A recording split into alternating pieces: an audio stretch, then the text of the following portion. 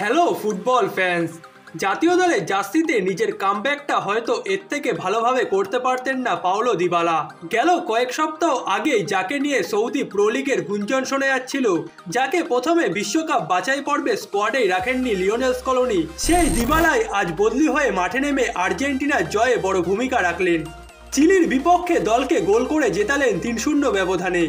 সর্বশেষ 2023 সালের মার্চ মাসে এক ফ্রেন্ডলি ম্যাচে আর্জেন্টিনার জার্সিতে মাঠে নেমেছিলেন পাওলো দিবালা।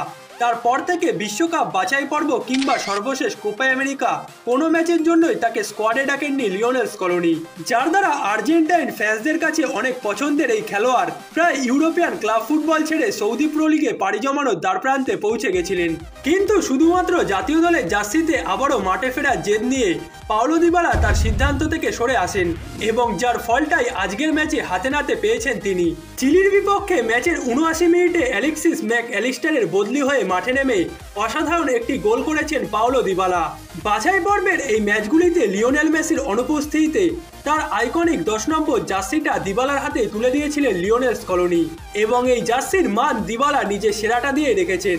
ম্যাচের 91তম মিনিটে আলেসান্দ্রো গার্নাচোর বাড়ানো বল থেকে বক্সের বাঁ প্রান্তের কোনাকুনি জায়গা দিয়ে জোরালো শটে ফাঁসবাদ দিয়ে বল জালে পাঠান পাওলো দিবালা, যার দ্বারা ম্যাচে 3-0 গোলে জয় নিয়ে মাঠ ছেড়েছে আর্জেন্টিনা এবং এখান থেকে আর্জেন্টিনা জার্সিতে তার মূল যাত্রাটা আবারও শুরু হতে পারে।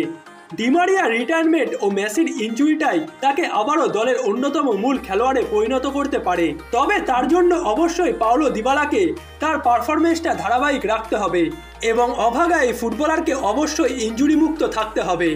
আজ জাতীয় দলের জার্সিতে নিজের চতুর্থ গোল করলেন পাওলো দিবালা। এর আগে 2022 সালে ফিনালিসিমা ম্যাচে ইটালির বিপক্ষে সর্বশেষ আর্জেন্টিনার হয়ে গোল করেছিলেন তিনি।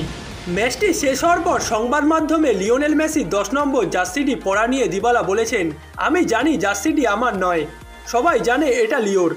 যতটা ভালোভাবে সম্ভব আমি এটার প্রতিনিধিত্ব করার চেষ্টা করেছি।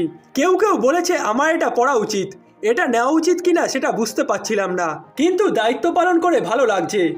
আর্জেন্টিনা দলে ফিরতে পেরে নিজের অনুভূতির কথাও জানিয়েছেন পাওলো দিবালা। তিনি বলেন, ভেবেছিলাম আমি হয়তো ডাক পাবো না, ফিরতে পারবো না, কিন্তু আমাকে ফিরতেই হতো, খেলতেই হতো। যখন এই জার্সি পরবেন তখন সেরাটা দিতেই হবে। দিবালাকে লিওনেল মেসি 10 নম্বর জার্সিটি দেওয়ার বিষয়ে স্কলোনি বলেছেন, 10 নম্বর জার্সি দিতে যাচ্ছি এ কথা ওকে আগে জানায়নি। আমাদের মনে হয়েছে এই জার্সিটি পরার জন্য একজন ফুটবলারের মধ্যে যা যা থাকা দরকার সেসব ওর মধ্যে আছে। বিশ্বকাপ বাছাই পর্বে নিজেদের পরবর্তী ম্যাচে আগামী 11 সেপ্টেম্বর রাত 2টায় আবারও মাঠে নামবে আর্জেন্টিনা, যেখানে তাদের প্রতিপক্ষ কোপা আমেরিকার রানার্স আপ দল কলম্বিয়া।